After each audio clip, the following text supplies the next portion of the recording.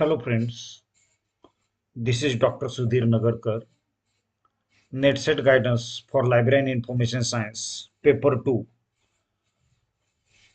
या लायब्ररी आणि इन्फॉर्मेशन सायन्समध्ये सेटनेटच्या परीक्षेमध्ये पेपर 2 आहे.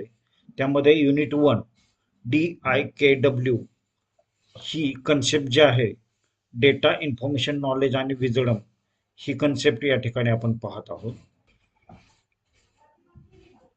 मागील व्हिडिओमध्ये आपण डेटा आणि इन्फॉर्मेशन म्हणजे काय हे आपण कन्सेप्ट पाहिलेले आहे. पहा, आता डेटा इन्फॉर्मेशन नॉलेज आणि विजडम ही संकल्पना bachelor of library and information science BLib, master of library and information science MLib साठी आणि सेट परीक्षा, नेट परीक्षा ह्या सर्व परीक्षांसाठी DIKW ही कन्सेप्ट अतिशय महत्वाची आहे.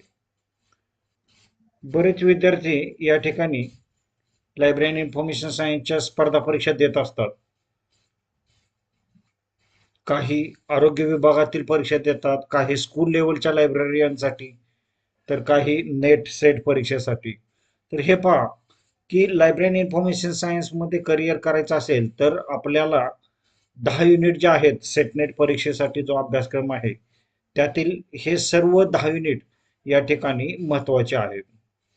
आता ह्या 10 युनिटमधील पहिलं जे युनिट आहे ते त्याला नाव आपण इन्फॉर्मेशन दिलेलं आहे आणि इन्फॉर्मेशन मधील पहिला पॉइंट जो आहे तो डेटा इन्फॉर्मेशन नॉलेज विजडम हा आहे. या ठिकाणी दिलेलं आहे पहा की डेटा इन्फॉर्मेशन नॉलेज आणि विजडम DIKW. तर ही कन्सेप्ट या ठिकाणी आपण आता पाहूया. या आकृतीमध्ये DIKW पिरॅमिड या ठिकाणी दिलेला आहे पहा. तर हा जो पिरॅमिड आहे तो त्रिकोणी आकाराचा आहे. यातील डेटा इन्फॉर्मेशन नॉलेज आणि विजडम हे 4 स्तर एकमेकांवर आधारित असतात आणि एक पिरॅमिड त्रिकोण तयार होतो. त्यामध्ये सुरुवातीला डेटा म्हणजे काय, तर डेटा म्हणजे कच्ची असंघटित तथ्ये किंवा कोणताही अर्थ नसणारा डेटा जो आहे त्याला डेटा असं म्हटलं जातं. म्हणजे इंडिव्हिज्युअल फॅक्ट्स, फिगर्स, सिग्नल्स किंवा मेजरमेंट्स याला डेटा असं म्हटलं जातं. उदाहरणार्थ एखादी आकडा असेल, फक्त संख्या दिली असेल, समजा 25, 30, 35, तर त्याला डेटा असं म्हटलं जातं. ग्रंथालयामध्ये पुस्तकांची नावे दिली असतील, लेखकांची यादी दिली असेल, तर त्याला डेटा असं म्हटलं जातं. मात्र डेटावर प्रक्रिया केल्यानंतर काय अर्थपूर्ण जे तयार होतं त्याला इन्फॉर्मेशन असं म्हटलं जातं. आता इन्फॉर्मेशन जे असते ते ऑर्गनाइज्ड, स्ट्रक्चर्ड आणि कॅटेगराइज्ड युजफुल स्वरूपात असते, कंडेन्स्ड असते, कॅल्क्युलेटेड असते. म्हणजे डेटाचं कॉन्टेक्स्टमध्ये रूपांतर झाल्यानंतर इन्फॉर्मेशन तयार होते. आता या ठिकाणी नसता 35 आकडा दिला तर तो झाला डेटा. मात्र आजचे तापमान हे 35°C आहे असं जर म्हटलं तर ते इन्फॉर्मेशन झालेले आहे पहा. तर ग्रंथालयामध्ये टिंबटिंब हे पुस्तक 2020 मध्ये प्रकाशित झाले आहे असं म्हटलं तर ते इन्फॉर्मेशनचं उदाहरण आहे. आणि ज्या वेळेला ऑर्गनाइज्ड इन्फॉर्मेशन जे आहे ते आपण म्हणजे माहिती, अनुभव आणि समज म्हणजे त्या इन्फॉर्मेशनच्या मिनिंग मध्ये रूपांतरित करतो, त्यावेळेला नॉलेज तयार होतं. त्यालाच नॉलेजलाच idea, learning, notion, concept, synthesized किंवा कम्पेअर्ड, थॉट आउट, डिस्कस्ड असंही त्याला म्हटलं जातं. म्हणजे त्यामध्ये माहिती, अनुभव आणि समज हे असते. तर या ठिकाणी नॉलेजमध्ये 35 हा आकडा आपण डेटाचं उदाहरण पाहिलं आणि 35°C तापमान हे माहितीमध्ये रूपांतर झालं. मात्र 35° तापमानामुळे उष्णता जास्त असते आणि त्यामुळे पाणी जास्त प्यावं लागतं. म्हणजे काय तर नॉलेजमध्ये रूपांतरित झालं. म्हणजे हे नॉलेजचं उदाहरण आहे पहा की 35° तापमानामुळं उष्णता जास्त असते आणि त्यामुळं पाणी प्यावं लागतं. आणि जेव्हा नॉलेजमध्ये रूपांतर होतं त्यावेळेला ज्ञानाचा योग्य निर्णयासाठी वापर करणं म्हणजे तुमच्यामध्ये एक इन्साइट तयार होतो त्यालाच काय म्हटलं जातं तर विजडम असं म्हटलं जातं. विजडम म्हणजे काय तर understanding, integration, applied, reflected upon, actionable असते ते. त्यानंतर अक्युम्युलेटेड असते, प्रिन्सिपल्स असतं, पॅटर्न्स, डिसिजन मेकिंग प्रोसेससाठी विजडमचा वापर केला जातो. आता 35 हा आकडा म्हणजे डेटा. 35° तापमान म्हणजे माहिती होय. 35° तापमान असल्यानंतर खूप उष्णता असते आणि पाणी जास्त प्यावं लागतं म्हणजे नॉलेज आहे. आणि विजडम काय येणार तर गरमी टाळण्यासाठी दुपारी बाहेर न जाण्यासाठी निर्णय घेणे म्हणजे काय तर विजडम आहे.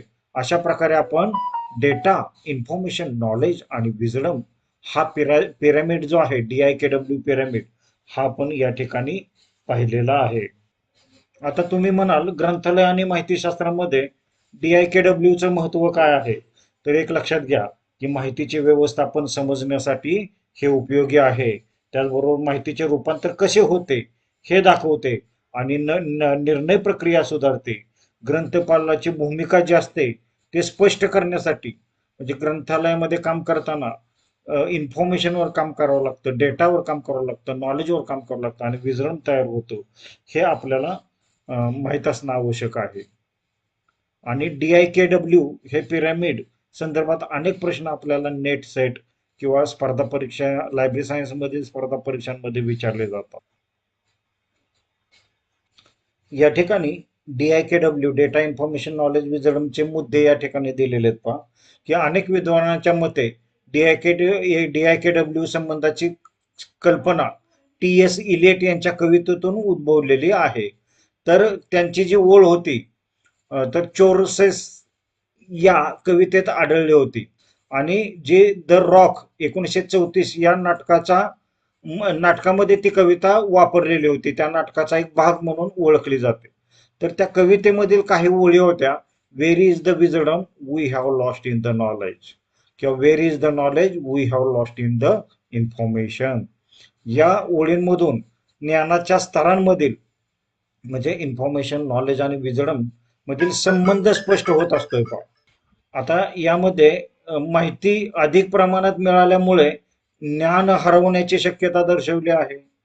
आणि त्याचप्रमाणे ज्ञान वाढत असताना खरे शहाणपण कमी होत असल्याची जाणीव व्यक्त केलेली आहे वरच्या कवितेमध्ये.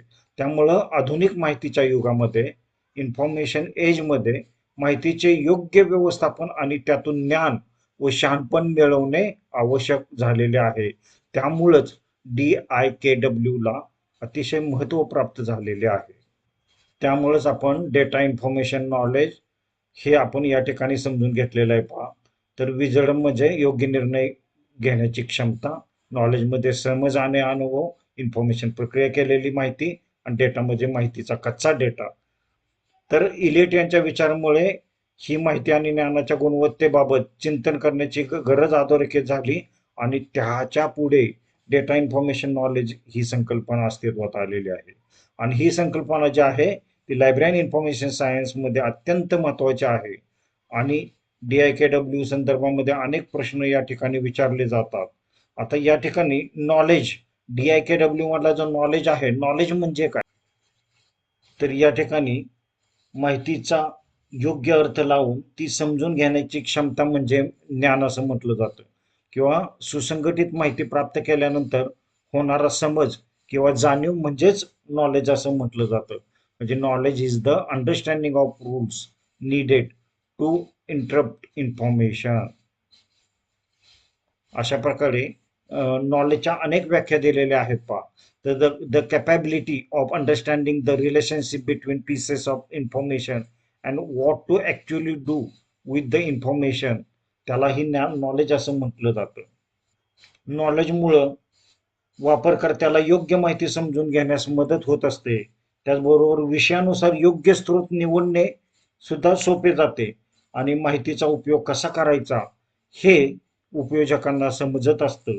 त्यामुळे नॉलेजला ग्रंथालय आणि माहितीशास्त्रामध्ये अतिशय महत्व आहे. आता तुम्ही म्हणाल की नॉलेजचे प्रकार कुठले असतात तर एक्सप्लिसिट नॉलेज म्हणजे स्पष्ट ज्ञान जे असतं त्याला एक्सप्लिसिट म्हणून नॉलेज असते असं म्हटलं जातं. म्हणजे पुस्तके, लेख डेटाबेसमध्ये साठवले जाते. आणि दुसरं जे नॉलेजचा प्रकार आहे तो टॅसिट नॉलेज म्हणजे अव्यक्त ज्ञान जे व्यक्त करता येत नाही, अनुभवातून मिळवावं लागते. उदाहरणार्थ ग्रंथपालाचा अनुभव हे टॅसिट नॉलेज आहे. तर हे नॉलेजचे दोन प्रकार आहेत. आता विजडम, विजडम म्हणजे काय, तर प्रज्ञा असंही म्हटलं जातं विजडमला, किंवा शहाणपण असंही म्हटलं जातं. तर ज्ञानाचा योग्य वेळी, योग्य ठिकाणी आणि योग्य पद्धतीने उपयोग करून निर्णय घेण्याची क्षमता म्हणजेच विजडम होय. किंवा ज्ञान किंवा अनुभवाच्या आधारे योग्य व विवेकपूर्ण निर्णय घेण्याची क्षमता म्हणजे विजडम किंवा शहाणपण होय. The ability to make a sensible decision and judgement because of your knowledge or experience, that is a wisdom. अशा प्रकारे डेटा, इन्फॉर्मेशन, नॉलेज आणि विजडम ही संकल्पना या ठिकाणी आपल्याला समजलेली आहे.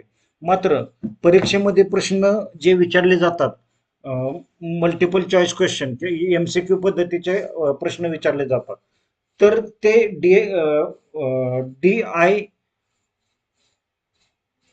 DIKW म्हणजे डेटा, इन्फॉर्मेशन, नॉलेज, विजडम संदर्भामध्ये कोणते प्रश्न विचारले जातात, कसे विचारले जातात, याचं उदाहरण या ठिकाणी आपण पाहूया. आता या ठिकाणी knowledge is best define as raw data, processor data, application of information आणि कलेक्शन. तर या ठिकाणी प्रश्न वाचतात तुम्हाला आता कन्सेप्ट समजल्यामुळं याचं उत्तर येणार आहे. पहा, तर या ठिकाणी रॉ डेटा उत्तर आहे का, नाहीये. प्रोसेसर डेटा आहे का, नाहीये. रॉ डेटा म्हणजे डेटा, प्रोसेस डेटा म्हणजे इन्फॉर्मेशन, आणि ऍप्लिकेशन ऑफ इन्फॉर्मेशन म्हणजे नॉलेज, कलेक्शन ऑफ फॅक्ट्स म्हणजे इन्फॉर्मेशन. त्यामुळे ऍप्लिकेशन ऑफ इन्फॉर्मेशन हे याचं करेक्ट उत्तर आहे. पहा, answer C, application of information. प्रश्न क्रमांक 2 या ठिकाणी दिलेला आहे. Knowledge is equal to information plus rules ही संकल्पना कोणाशी संबंधित आहे. तर इथं Claude Shannon, Peter Drucker, Ranganathan आणि नॉनका हे पर्याय या ठिकाणी दिलेले आहेत. तर या प्रश्नाचं उत्तर आहे ते नॉनका हे आहे. कारण या ठिकाणी इकुजिरो नॉनका यांनी ज्ञान व्यवस्थापन म्हणजे नॉलेज मॅनेजमेंट क्षेत्रात महत्वपूर्ण योगदान दिलेलं आहे. पहा, आणि त्यांनीच knowledge is equal to information plus rules ही संकल्पना मांडलेली आहे. म्हणजे काय, तर इन्फॉर्मेशन म्हणजे काय, तर प्रक्रिया केलेला डेटा, आणि रूल्स म्हणजे काय, तर अनुभव, तत्वे, मार्गदर्शक तत्वे किंवा गाईडलाईन्स म्हणजेच काय, तर नॉलेज. त्यामुळं जेव्हा माहितीला नियम आणि अनुभव जोडले जातात तेव्हा नॉलेज बनते, नॉलेज तयार होते, असं त्यांनी नॉनका यांनी म्हटलेलं आहे. पहा, उदाहरणार्थ आता एखाद्या इन्फॉर्मेशन म्हणजे काय, तर विद्यार्थी रोज 2 तास अभ्यास करतो, ही झाली माहिती. नंतर रूल्स काय, तर नियमित अभ्यास केल्याने यश मिळते, हे हा रूल असेल. तर आपल्याला नॉलेज काय येतं, की यश मिळवण्यासाठी नियमित अभ्यास करणे आवश्यक आहे, हे नॉनका यांनी मांडलेलं आहे. त्यामुळं याचे उत्तर नॉनका हे आहे. पुढचा प्रश्न आहे DIKW. आता DIKW पिरॅमिड मध्ये नॉलेज हा स्तर कोणत्या स्तरामध्ये येतो? डेटा आणि विजडम, इन्फॉर्मेशन आणि विजडम, डेटा आणि इन्फॉर्मेशन, विजडम आणि डेटा. आता एक लक्षात घ्या की विजडम, इन्फॉर्मेशन आणि विजडमच्या मध्ये जो आहे तो नॉलेज हा स्तर आहे. त्यामुळं मगाशीच आपण पिरॅमिड पाहिलेला आहे, त्यामुळं अतिशय सोपं उत्तर आहे डेटा, इन्फॉर्मेशन, नॉलेज आणि विजडम. आता या ठिकाणी टॅसिट नॉलेज म्हणजे काय, जे जे रिटर्न स्वरूपात असतं ते knowledge, documented knowledge, personal experience based knowledge का डिजिटल नॉलेज. तर मगाशीच मी सांगितलं होतं की जे अनुभवावर आधारित असतं, पर्सनल एक्सपिरियन्स बेस्ड नॉलेज जे आहे, म्हणजे टॅसिट नॉलेज म्हणजे काय, तर पर्सनल एक्सपिरियन्स बेस्ड नॉलेज, त्याला टॅसिट नॉलेज असं म्हटलं जातं. आणि एक्सप्लिसिट नॉलेज जे आहे, easily transferable, hard express, only mental आणि हिडन. आता या प्रश्नामध्ये एक्सप्लिट नॉलेज चे वैशिष्ट्य कोणते असा प्रश्न दिलेला आहे. पहा, तर आपल्याला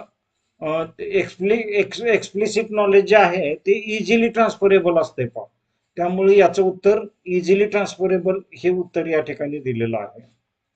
नंतर नॉलेज मॅनेजमेंट मध्ये SECI मॉडेल कोणाशी संबंधित आहे?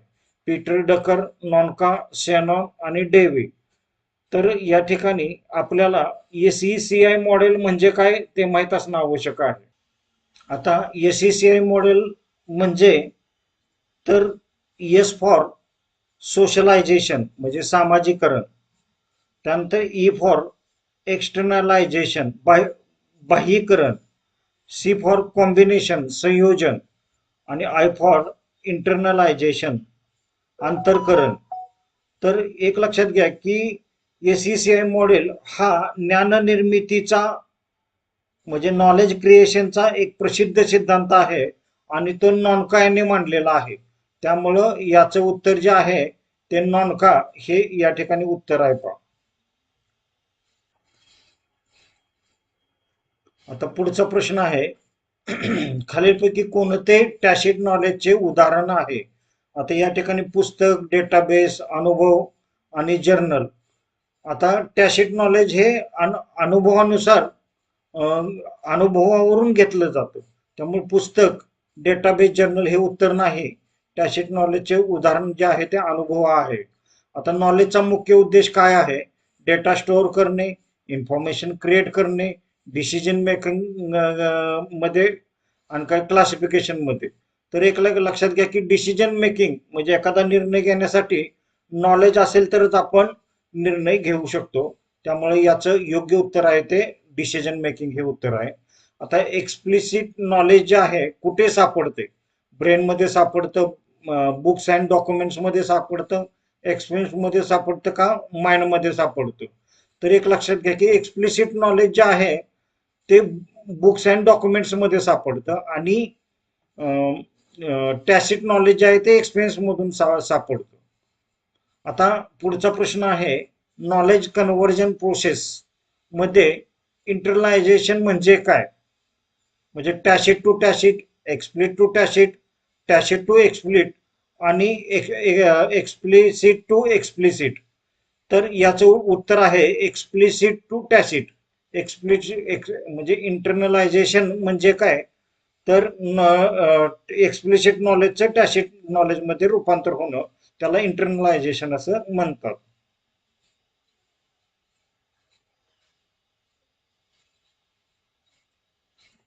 याचाच अर्थ काहीतरी एक्सप्लिसिट नॉलेज चे टॅसिट नॉलेज मध्ये रूपांतर होणे म्हणजेच इंटरनलायझेशन. म्हणजे लिखित दस्तऐवजीकृत ज्ञान जास्त त्याला एक्सप्लिसिट नॉलेज असे म्हणतात. जे आणि व्यक्तीच्या अनुभवात किंवा कौशल्यावर आधारित असतं त्याला टॅसिट नॉलेज असं म्हणतात. त्यामुळं असंही म्हणता येईल की वाचलेले किंवा शिकलेले ज्ञान प्रत्यक्ष अनुभवातून अंगीकरण करणे म्हणजेच इंटरनलायझेशन. त्यामुळे एक्सप्लिसिट टू टॅसिट हे उत्तर या ठिकाणी बरोबर आहे. पुढचा प्रश्न या ठिकाणी दिलेला आहे पहा की knowledge is derived from data, information, wisdom आणि सिग्नल्स. तर नॉलेज हे कशापासून तयार होत असते? तर इन्फॉर्मेशन पासून तयार होत असते. Which of the following is a not type of knowledge? Tacit, explicit, implicit आणि बायनरी. तर ऑब्विसली बायनरी हे उत्तर या ठिकाणी बरोबर आहे. टॅसिट, एक्सप्लिसिट आणि इम्प्लिसिट हे नॉलेजचे प्रकार आहेत. आता who proposed the knowledge spiral model?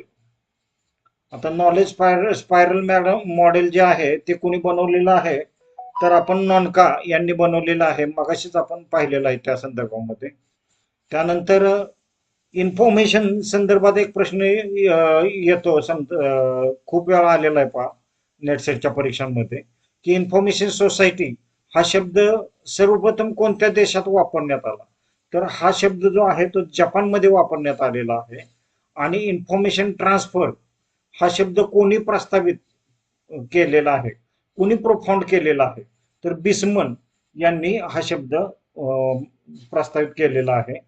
तर एक लक्षात घ्या की डेटा, इन्फॉर्मेशन, नॉलेज आणि विजडम DIKW हा पिरामिड. DIKW म्हणजे काय? त्यानंतर DIKW ची उदाहरणं आणि नॉलेज आणि विजडम ही संकल्पना यातून आपण पाहिलेली आहे. आणि त्या संदर्भात येणारे जे MCQ आहेत तर ते या ठिकाणी आपण इत्थंभूत म्हणजे मॅक्सिमम MCQ आपण या ठिकाणी पाहिलेले आहेत. Thank you very much.